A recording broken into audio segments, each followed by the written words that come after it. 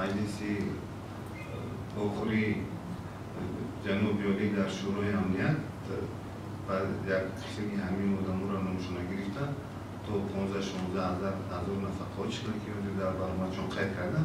این تا سال 2012 بود. یعنی با تنظیم در آوردن با قانونگذاری خیلی امکانیت بودنگی بود. اصلا تو 15-16 هزار هستن همطور کنم. اکثر هست سوی کارا هستن.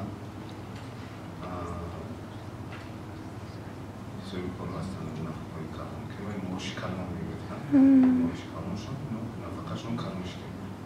مقامات سلطه اجتماعی و نفقه حجت تصدیق کننده گروه معیوبی که از جانب خدمات دولتی تشریح طبی اجتماعی وزارت تندرستی و حفظ اجتماعی عالی جمهوری تاجیکستان داده شده است تعیین میکنند.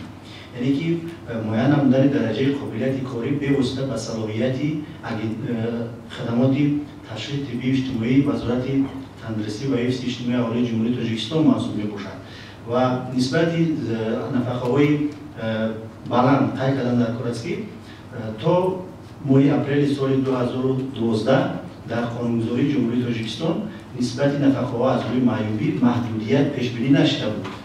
از این خاطر من نفقه ها از مزد مهنتی از روی مزد میانه مهنتی 2 سال آخری پیش از فعالیت قطع کردن یا 5 سال انتخابی حساب میشد و به اندازه یعنی که به معیوبان گروه 1 از روی سابقه کاری تا 70% و با معیوبان گروه 1-2 70% و معیوبان گروه 3 50% مزد میانه مهنت تعیین میشه.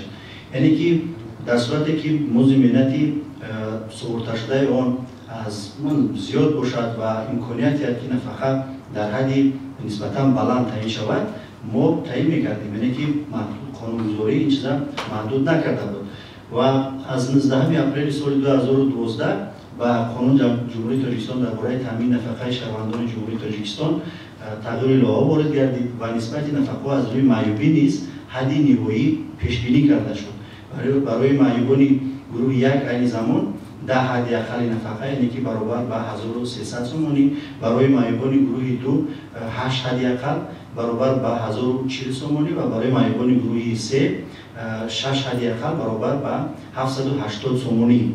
یعنی که نفقه هایی که از 19 اپریل این طرف مراجعت میکنن یعنی که من در نظر دارم از روی معیوبی البته نسبت آنها محدودیتی در اندازه تطبیق می شود ولی قانون البته خواه بازگشت ندارد و نفقه گیرانی که با آنها تا 19 اپریل سال 2012 نفقه تعیین شده بود از آن جمله شخصانی که شما نامبر کردید به محدودیت تعیین شده بود و ما حقوقی بازگشت و نفقه آنها را محدود کردن نداشتیم.